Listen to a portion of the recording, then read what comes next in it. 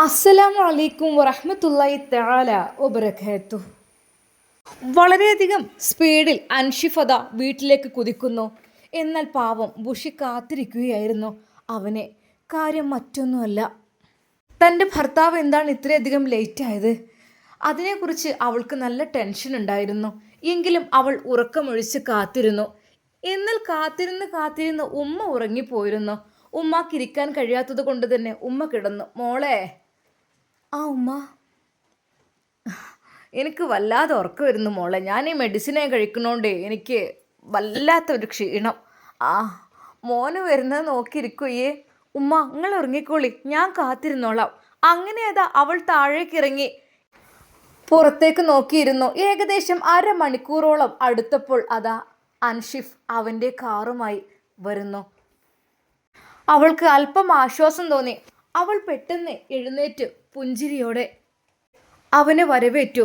ഇക്ക, നിങ്ങൾ എങ്ങോട്ട് പോയതായിരുന്നു? എത്ര ടൈമായി ഞാൻ കാത്തിരിക്കുന്നു. അവൻ ദേഷ്യത്തോടെ, അവൻ്റെ കണ്ണുകൾ ചുവന്നിരിക്കുന്നു. കാറിൽ നിന്നിറങ്ങി ഒന്നും മിണ്ടാതെ അതാ അവൻ മുകളിലേക്ക് കയറിപ്പോയി. എന്നാൽ ബുഷിക്ക് തോന്നി, റബ്ബേ, ഞാൻ ഇത്രയധികം ടൈം ഇവനെ കാത്തിരുന്നിട്ടും ഇവനെന്താ ഇത്രയധികം ദേഷ്യത്തോടു കൂടെ മുകളിലേക്ക് തന്നോടൊന്നും മിണ്ടുക പോലും ചെയ്യാതെ പോകുന്നത്. എന്നാൽ അവൾ പെട്ടെന്ന് തന്നെ മുകളിലേക്ക് കയറി. അതെ, എന്താ വേണ്ടത്? ചായ വേണോ, കോഫി വേണോ? എവിടെയായിരുന്നു? അതും ഈ പെരും മഴയത്തും തണുപ്പത്തും എവിടെ പോയിരിക്കുകയായിരുന്നു? എന്നാൽ രൂക്ഷമായി അവൻ്റെ കണ്ണുകൾ അവളുടെ മുഖത്തേക്ക് നോക്കി. എന്താ, ഒന്നും വേണ്ടേ? വെള്ളം മതിയോ? അവൾ താഴ്മയോടെ ചോദിച്ചു. സത്യം പറയടി, ആരാ ഇവിടെ വന്നിരുന്നത്? സത്യം പറയണം, ഇവിടെ എന്താ നടന്നത്? ഇവിടെ എന്താണ് നടന്നിട്ടുള്ളത്? ഇങ്ങോട്ട് ആരാ വന്നത്? എനിക്ക് സത്യം പറയണം. ഒരു നിമിഷം ബുഷി ഞെട്ടിപ്പോയി. ഇക്ക, നിങ്ങൾ എന്തേ പറയുന്നത്? ഇവിടേക്ക് ആര് വരാനേ? അറിയില്ല അല്ലേ? അറിയില്ല. ഞാൻ ഇല്ലാത്ത സമയം നീ ആരെയാണ് വിളിച്ചു വരുത്തിയതെന്ന്. ഇക്ക, ദയവായി നിങ്ങൾ എന്നെ സംശയിക്കുന്നത്? പറയടി. നിൻ്റെ ആ പഴയ കാമുകൻ നിന്നെ ഇപ്പോഴും ചുറ്റിപ്പറ്റി നടക്കുന്നതായിട്ട് ഞാൻ അറിയുന്നുണ്ട്. ഞാൻ എൻ്റെ കണ്ണുകൊണ്ട് കണ്ടതാണ്. എന്ത്? ഇവിടെ വന്നിട്ട് അവൻ അങ്ങോട്ടെത്തി നോക്കിയത്. ആദ്യം ഞങ്ങളവിടെ നിൽക്കുമ്പോൾ അതിൽ പാസ് ചെയ്തത്. അപ്പം ഞാൻ ഇല്ലാത്ത സമയം നോക്കി ഇങ്ങോട്ട് എത്തിയത്. ഇക്ക, നിങ്ങൾ എന്തൊക്കെയാണ് ഈ പറയുന്നത്? ബുഷിക്ക് സങ്കടവും ദേഷ്യവും ഒരുമിച്ച് വന്നു. സത്യം പറയേ, നിങ്ങൾ എന്തേ പറയുന്നത്? നിങ്ങൾക്ക് എന്താണ്, ബോധമില്ലേ? ആടി, എനിക്ക് ബോധമില്ല. എനിക്കാണ് ബോധമില്ലാത്തത്. എടീ എന്ന് പറഞ്ഞ് അതാ അൻഷിഫ് അവളുടെ നേർക്ക് കൈയോങ്ങുന്നു അടിക്കുവാൻ വേണ്ടിയിട്ട്. നിന്നെ ഞാനൊന്ന് കൊല്ലുടി. നീ ഞാനില്ലാത്ത സമയം മറ്റുള്ളവരെ വിളിച്ചു വരുത്തി ഇങ്ങോട്ട് മാറി നിൽക്കടി എന്ന് പറഞ്ഞുകൊണ്ട് അതാ അവളെ പിടിച്ച് വലിച്ച് അവളെ തല്ലാൻ വേണ്ടി ഒരുങ്ങുന്നു. അരയിൽ നിന്ന് ബെൽറ്റ് വലിച്ചോരി അതാ ബുഷിയെ പൊതിരെ തല്ലുന്നു. വേണ്ട, എന്തിനെന്നെ തല്ലുന്നത്? നോ, ഞാൻ പറഞ്ഞ നിനക്ക് അനുസരിക്കാനാവില്ല. പക്ഷെ ഞാനില്ലാത്ത സമയം നീ മറ്റുള്ളവരെ. അയാൾ കരഞ്ഞുകൊണ്ടാണ് അവൾ അടിക്കുന്നത്. എന്നാൽ അവളെ പൊതിരെ തല്ലി അവനും പൊട്ടിക്കരയുകയായിരുന്നു ചെയ്തത്. എന്തിനാണ് എനിക്ക് ഇങ്ങനൊരു ജീവിതം? എനിക്കാവൂല ഇങ്ങനെയൊരു ജീവിതം. വേണ്ടില്ലായിരുന്നു. എന്തിനു വേണ്ടിയിട്ടാണ് ഇങ്ങനൊരു ജീവിതം? അയാളും പൊട്ടി പൊട്ടി കരഞ്ഞു. ശരിക്കും അതാ ബുഷി ആ കാഴ്ച കണ്ട് ഞെട്ടിപ്പോയി. എന്നെ തല്ലിയത് പോട്ടെ, ഓക്കെ, എൻ്റെ ശരീരത്തിൽ മുറിവുണ്ടാലും എനിക്ക് പ്രശ്നമില്ല. പക്ഷേ ഇതിൻ്റെ പിന്നിൽ ആരോ പ്രവർത്തിച്ചിട്ടുണ്ട്. അല്ല എങ്കിൽ അദ്ദേഹം ഇങ്ങനെ പൊട്ടിക്കരയില്ല. സത്യമായിട്ടും അദ്ദേഹത്തിന് സംശയത്തിൻ്റെ നിഴലിലാണ് എന്നെ ഇപ്പോൾ കാണുന്നത്. എന്നാൽ മുകളിലത്തെ ഒച്ചപ്പാടും ആ ബഹളവും എല്ലാം കേട്ടുകൊണ്ട് ഉമ്മ കണ്ണു തുറന്നു. എന്താ അവിടെ കുട്ടിയെ? അനുവോ? മോനെ? ബുഷിയെ എപ്പോഴും എത്തിയത്? എന്താ മക്കളെ ഒച്ചപ്പാട്? എന്നാൽ ബുഷി കരയുകയായിരുന്നു. അവൾക്കൊന്നും പറയാൻ കഴിഞ്ഞിരുന്നില്ല. തൊട്ടപ്പുറത്ത് നിന്ന് അവനും അവൻ്റെ കൈകൾ വിറക്കുന്നുണ്ടായിരുന്നു. പക്ഷെ അവൻ്റെ കണ്ണുകളിൽ എന്തൊക്കെയോ ഒരു പക വീണ്ടും ഒളിഞ്ഞു കിടക്കുന്നുള്ളതായിട്ട് അവൾക്ക് തോന്നി. ഇക്ക, സത്യം പറയണം, എന്തിനാ എന്നെ തല്ലിയത്? എന്നെ തല്ലിയത് പോട്ടെ, എന്തിനാ നിങ്ങൾ കരഞ്ഞത്? ആരാ നിങ്ങളോട് ഇതൊക്കെ പറഞ്ഞത്? ബുഷി, എന്നെ നീ ചതിക്കുകയാണല്ലേ? എനിക്ക് കഴിവില്ലാന്നേ ഉള്ളൂ, പക്ഷേ അങ്ങേറ്റം നിന്നോട് സ്നേഹമുണ്ട്. അത് ഞാൻ ഒരിക്കലും എൻ്റെ മനസ്സിൽ നിന്ന് പോയിട്ടില്ല. നിന്നോട് എനിക്ക് അത്രയും സ്നേഹമാണ്, അത്രയും ഇഷ്ടമാണ്. സ്നേഹം മാത്രമേ ഉള്ളൂ എനിക്ക്, അല്ലാതെ നിന്നോട് ദേഷ്യമോ വെറുപ്പോ അല്ല. പക്ഷേ എന്നെ ചതിച്ചു കഴിഞ്ഞാൽ അതെനിക്ക് സഹിക്കൂല ബുഷി. അത് നീ എനിക്കുള്ളത് മാത്രമാണ്. അതെ, എനിക്ക് മറ്റൊന്നിനും കഴിവില്ലെങ്കിലും നിന്നെ സ്നേഹിക്കാനറിയാം നല്ലപോലെ. ഞാൻ നിന്നെ സ്നേഹിക്കും ഒരുപാട്. എൻ്റെ ജീവൻ തന്നു ഞാൻ നിന്നെ സ്നേഹിക്കും. പക്ഷേ എന്നെ ചതിച്ചാൽ എനിക്കത് സഹിക്കില്ല ബുഷി എന്ന് പറഞ്ഞുകൊണ്ട് അതാ അയാൾ പൊട്ടിക്കരയുന്നു. ബുഷിയുടെ കൈകൾ കാലുകൾ അയാൾ പതുക്കെ തൊട്ടു നോക്കുന്നു. അതെ, നല്ല രീതിയിൽ അവൾക്ക് തല്ല് കിട്ടിയിട്ടുണ്ട് ബെൽറ്റ് ഊരിക്കൊണ്ട്. എന്നാൽ അവളുടെ വെളുത്തു തുടുത്ത ആ മനോഹരമായ കൈകളും കാലുകളൊക്കെ അതാ ചുവന്ന് തുടുത്തു വന്നിട്ടുണ്ട്. അത് കണ്ടപ്പോൾ അയാൾക്ക് തന്നെ സങ്കടം തോന്നി. ബുഷി, ഞാൻ വേണ്ട വേണ്ട, നിങ്ങളിനി എന്നോടൊന്നും പറയണ്ട. നിങ്ങൾ ഒരിക്കൽ പോലും എന്നെ വിശ്വസിക്കുന്നില്ല. നിങ്ങൾ സത്യം പറയണം ബുഷി, നിനക്ക് അവനുമായി എന്താ ഇപ്പോഴും ബന്ധമുണ്ടോ? ഞാൻ നിന്നോട് പറഞ്ഞതല്ലേ നിനക്ക് വേണമെങ്കിൽ പോയിക്കോ എന്നുള്ളത്. പക്ഷേ അതെൻ്റെ നെഞ്ച് പറിച്ച് കീറിക്കൊണ്ടായിരിക്കും നീ പോകുന്നത്. എനിക്ക് നിന്നെ വിട്ടുകൊടുക്കാൻ കഴിയില്ല. പക്ഷേ നീ എന്നിൽ നിന്ന് കുതിരി മാറുന്നു പലപ്പോഴും. ഞാനില്ലാത്ത സമയം നീ അവനോട് ഇക്ക ഞാൻ എന്താ നീ ഞാൻ സത്യമല്ല പറയുന്നത്. പെട്ടെന്ന് ബുഷിയുടെ ഫോൺ അതാ അയാൾ പിടിച്ചു വാങ്ങി. ഞാൻ കാണിച്ചു തരാം ഇക്ക അത്. എന്നാൽ അതാ തലേ ദിവസം ഷാമിലിന് അയച്ച ആ ഒരു മെസ്സേജുകൾ അവൻ അതാ കാണുന്നു. അപ്പോൾ നീ എന്നെ ചതിച്ചു എന്നുള്ളത് സത്യമാണല്ലേ? ഷാമിലിൻ്റെ പേജുകൾ ഇത്രയധികം മെസ്സേജുകൾ അവനൊന്ന് വായിച്ചു നോക്കിയില്ല, അത് കാണിച്ചു കൊടുത്തു. ഇക്ക നിങ്ങളത് ജസ്റ്റ് ഒന്ന് വായിച്ചു നോക്കി എന്താണെന്നുള്ളത്. ആയിക്കോട്ടെ, ഞാനുണ്ടായിട്ടും നീ ഒരു അന്യപുരുഷന് മെസ്സേജ് അയക്കുകയാണെങ്കിൽ. ഞാൻ പറഞ്ഞില്ലേ ഞാനൊരു വിഡ്ഢിയായിപ്പോയി. പക്ഷെ ബുഷി, എൻ്റെ നെഞ്ച് പിടക്കുന്നുണ്ട്. നിന്നെ ഞാൻ അത്രക്കും സ്നേഹിച്ചിരുന്നു. നിന്നെ എനിക്ക് ഒത്തിരി ഇഷ്ടമാണ് പെണ്ണെ. എന്നെ നീ ഇത്രയധികം വഞ്ചിക്കാൻ പാടുണ്ടോ? ഞാൻ എന്ത് ചെയ്തിട്ടാ? ഇന്നലെ സങ്കടം കൊണ്ടാണ് ഞാൻ ഇറങ്ങിപ്പോയത്. ഇക്ക, എൻ്റെ ഇക്ക അങ്ങനെ ഇറങ്ങി പോവാറില്ലല്ലോ. അത് സത്യമായിട്ടും എനിക്കറിയണം. എങ്ങോട്ടാ പോയത്? എന്താ, എനിക്ക് ആശ്വാസം തരുന്നവരുടെ അടുത്തേക്ക് ഞാൻ പോയി. അല്ലാതെ എനിക്ക് ഇവിടെ നിന്നാൽ ഭ്രാന്തി പിടിക്കും. ഞാൻ പറയുന്നത് നീ അനുസരിക്കില്ലല്ലോ അല്ലേ? നീ എന്നെ ആയിക്കോട്ടെ, കുഴപ്പമില്ല, നീ നിൻ്റെ ഇഷ്ടം പോലെ ജീവിക്കേ. ആരാ വിളിക്കുന്നത്? പെട്ടെന്ന് അതാ അത് കണ്ട് അവൾ ഞെട്ടി. ഷാമിൽ. കണ്ടില്ലേ വിളിക്കുന്നത്? എടുത്ത് സംസാരിക്കേ, എൻ്റെ മുമ്പിൽ നിന്ന് തന്നെ സംസാരിക്കേ. അവൾ ഭയത്തോടെ ഫോൺ എടുത്തു. ഹലോ, എന്തായി ബുഷി, ഇക്ക എത്തിയോ? ഞാൻ അതിൽ പോയപ്പോൾ ജസ്റ്റ് ഒന്ന് കണ്ടിരുന്നോ? കുഴപ്പമൊന്നുമില്ലല്ലോ, ഓക്കെ അല്ലേ? ആളോക്കെ അല്ലേ? എത്തിയില്ലേ? പ്രോബ്ലം ഒന്നുമില്ലല്ലോ? ശരിക്കും അവൻ്റെ സംസാരം അതവൻ ശരിക്കും കേട്ടു. ഞാൻ എത്തിയോന്നല്ലേ? എന്താ, ഞാൻ എത്തിയിട്ടില്ലെങ്കിൽ വീണ്ടും അവനക്ക് വരാനായിരിക്കും. എന്നാൽ അവൾക്കൊന്നും ഉത്തരമുണ്ടായിരുന്നില്ല. അതെ, ഷാമിൽ എനിക്ക് വിളിക്കുന്നത് ശരിക്കും അതാ അൻഷിഫ് കാണുകയാണ്, കണ്ടു കഴിഞ്ഞു. പക്ഷേ അതിലൊരു കള്ളത്തരവുമില്ലെന്ന് എൻ്റെ ഭർത്താവിനറിയില്ല. ശരിയാണ്, ഞാൻ മെസ്സേജ് അയച്ചു. നിങ്ങളെ കാണാനില്ലായപ്പോൾ അവന് മെസ്സേജ് അയച്ചതാണ് ഞാൻ. നിങ്ങളെ പിന്നെ ഞാൻ ആരോട് പറയും? എന്നെ കാണാനില്ലാവുമ്പോൾ അവന് തന്നെ മെസ്സേജ് അയക്കണം. എന്നാൽ അവൻ നിന്നെ വന്ന് താരാട്ട് പാടി തരുമല്ലോ അല്ലേ? അല്ലെങ്കിലും എനിക്ക് കഴിവില്ലാത്തതൊക്കെ അവനങ്ങ് നേടിത്തരുമല്ലോ. ആയിക്കോട്ടെ, കുഴപ്പമില്ല. ശരിക്കും തൻ്റെ ഭർത്താവിൻ്റെ ആ ഒരു സ്വഭാവത്തിൽ ബുഷിക്ക് തന്നെ വെറുത്തു പോവുകയാണ്. അവൾ മൗനം പാലിച്ചു. ബുഷി, എന്തൊക്കെ തന്നെയാലും ഞാൻ നിൻ്റെ ഭർത്താവല്ലടി. എനിക്ക് നിന്നെ എന്ത് ഇഷ്ടമാണ്. നീ എന്തിനാ അവനോട് ഇങ്ങനെ ചാറ്റ് ചെയ്യാനും കോൾ ചെയ്യാനും നിൽക്കുന്നത്? വേറുള്ളവരുണ്ടെങ്കിൽ അടിച്ചു കൊന്നിരും നിന്നെ. ഞാനായതുകൊണ്ടാണ്. എന്നാൽ ബുഷി മൗനം പാലിച്ചു. കാര്യം മറ്റൊന്നുമല്ല, ഈ ഭർത്താവിനോട് എത്രയൊക്കെ തന്നെ പറഞ്ഞിട്ടും കാര്യമില്ല. അതായത് ഭർത്താവിൻ്റെ പിന്നിൽ ആരൊക്കെയോ ഉണ്ട്. അതെ, ആരൊക്കെയോ നല്ല വിഷം എൻ്റെ ഭർത്താവിനെ കുത്തിക്കയറ്റുന്നുണ്ട്. അതുകൊണ്ട് തന്നെ ഒട്ടും ദയയില്ലാതെ അവൻ അവളെ നോക്കി. എന്നാൽ അവൾ പറഞ്ഞു, എൻ്റെ പ്രിയപ്പെട്ട ഭർത്താവേ, എനിക്ക് നിങ്ങളോട് കുറച്ച് കാര്യങ്ങൾ പറയാനുണ്ട്. എന്ത് കാര്യം? അതായത് നമുക്ക് നമ്മുടെ സ്നേഹമില്ലാത്തവർ പറയുന്ന ഒന്നും കേൾക്കരുത്. നിങ്ങൾ സ്നേഹമില്ലെന്ന് വെച്ചാൽ പിന്നെ എന്താ? സ്നേഹമുള്ളവർ പറയുന്നത് കേൾക്കണോ? അതായത് മറ്റൊന്നുമല്ല, എൻ്റെ പ്രിയപ്പെട്ട ഭർത്താവേ, അങ്ങ് സിനാനെ വിശ്വസിക്കരുത്. ഡോക്ടർ സിനാൻ ചതിയനാണ്. എന്നെ പലതവണ അയാൾ, അതെ, അവൾക്ക് ആ വാക്കുകൾ മുഴുവിപ്പിക്കാൻ കഴിഞ്ഞില്ല. എന്നാൽ ആ നിമിഷം അവൻ പറഞ്ഞു, ഓ എളുപ്പമുണ്ട്, നിൻ്റെ ഐഡിയ കൊള്ളാം.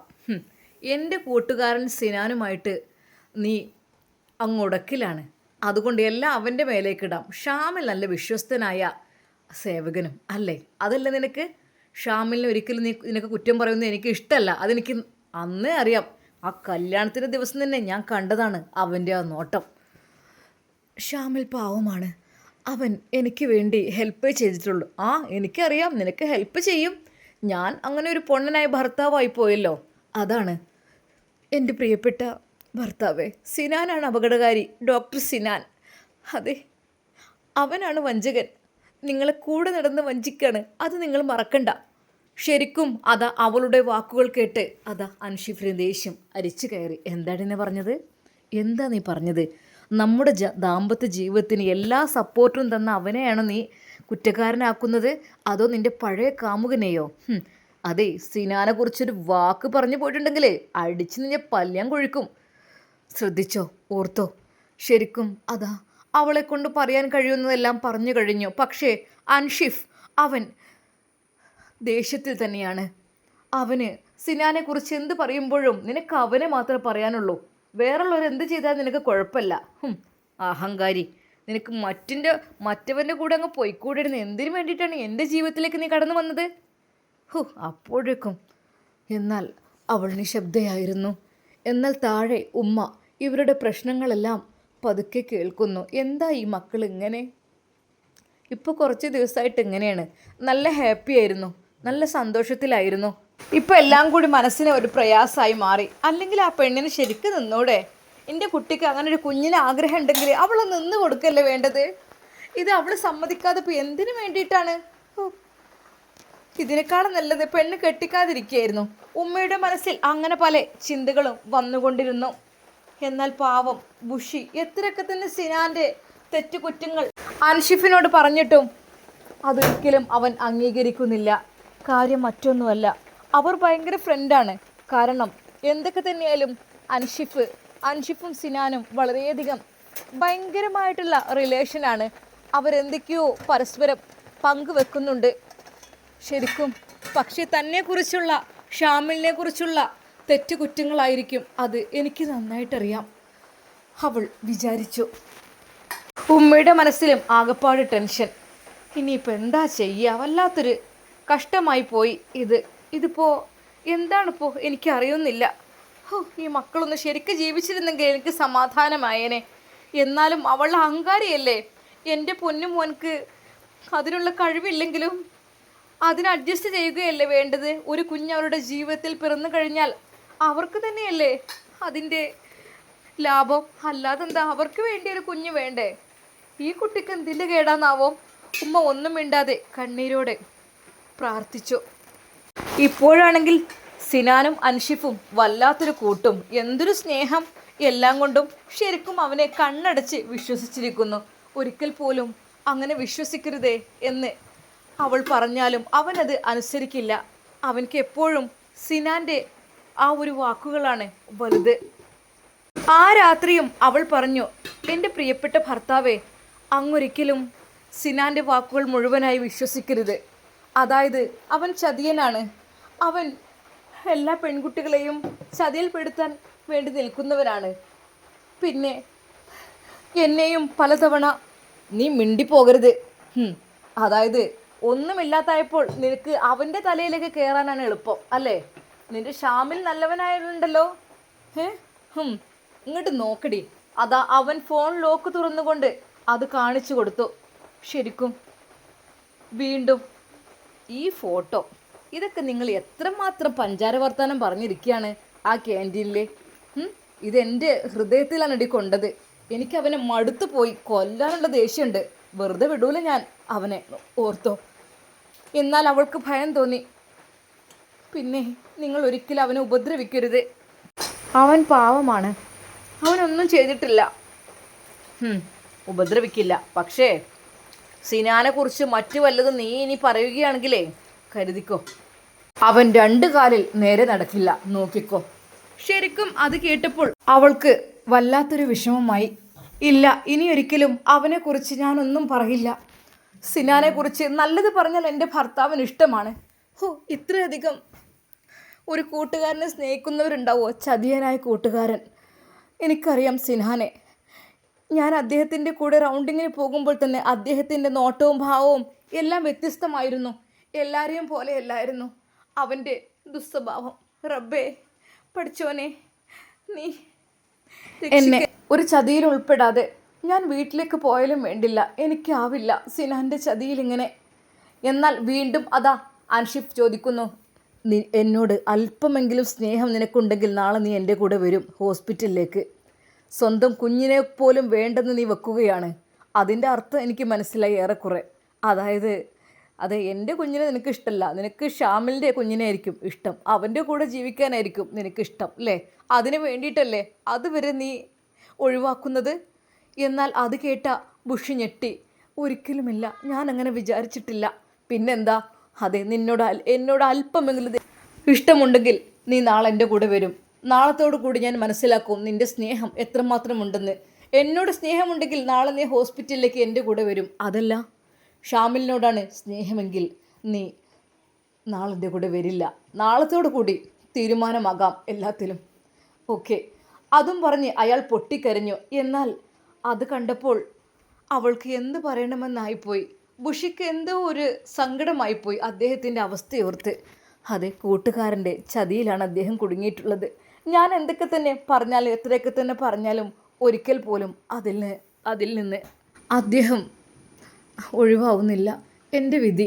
എന്നാൽ അതാ അൻഷിഫിൻ്റെ ആ ഒരു മുഖം കണ്ടപ്പോൾ, അവൻ്റെ ആ ഒരു അവസ്ഥ കണ്ടപ്പോൾ ശരിക്കും അവൾക്ക് തന്നെ തോന്നിപ്പോയി, റബ്ബേ, ഞാനൊരു തെറ്റുകാരിയാകുവാൻ വേണ്ടി പോവുകയാണോ എന്നുള്ളത്. അദ്ദേഹത്തിൻ്റെ സ്നേഹവും ഒന്നും എനിക്ക് വേണ്ട, പക്ഷേ അദ്ദേഹത്തിൻ്റെ ഒരു ഭാര്യയല്ല ഞാൻ. എന്നാലും എന്നെ വെറുതെ ഒന്ന് വിട്ടൂടെ? എന്തിനു വേണ്ടിയിട്ടാണ് ഈ ചതിയിലേക്ക്? എന്നാൽ അവൾ ആ നിമിഷം തുറന്നു പറഞ്ഞു, എൻ്റെ പ്രിയപ്പെട്ട ഭർത്താവേ, ഞാൻ ഒരു കാര്യം കൂടി പറയാം. നാളെ നിങ്ങളെന്നെ ചതിയിലേക്കാണ് കൊണ്ടുപോകുന്നത്.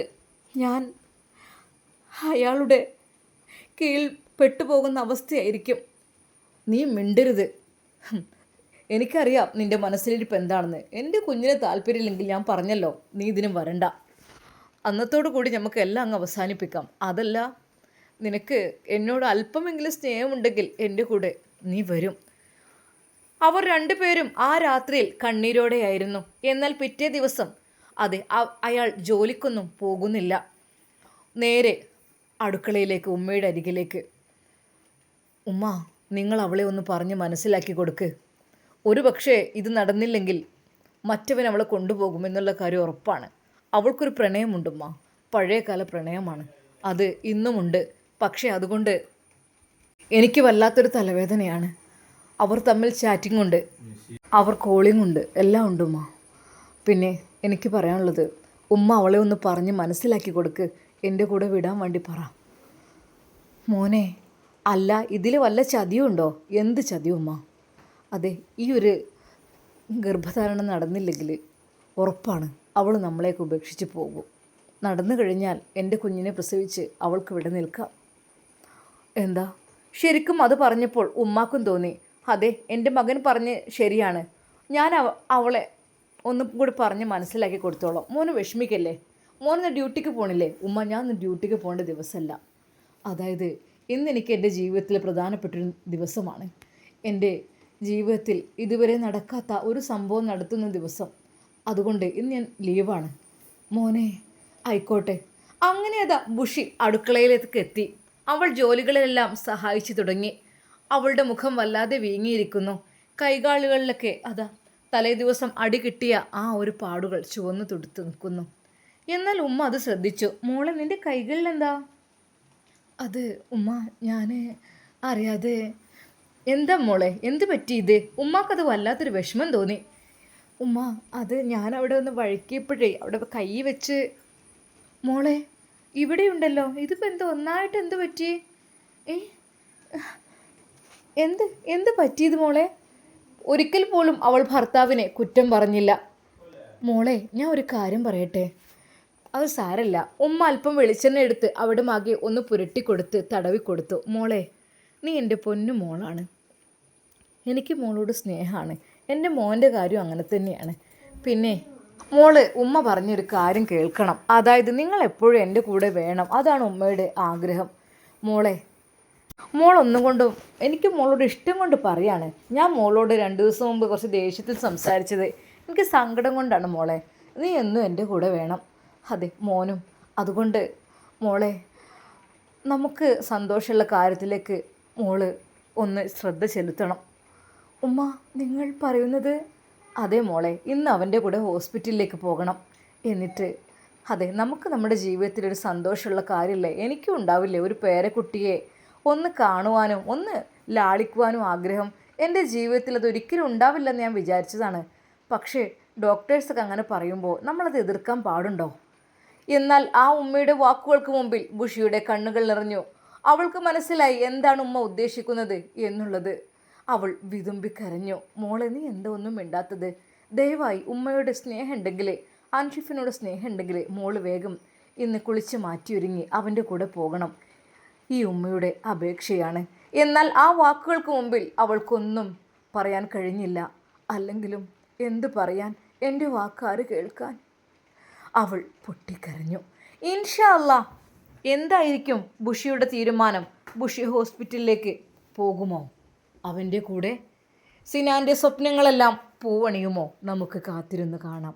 അതുവരേക്കും എല്ലാവർക്കും അസ്സലാമു അലൈക്കും വറഹ്മത്തുള്ളാഹി തആല വബറകാതുഹു.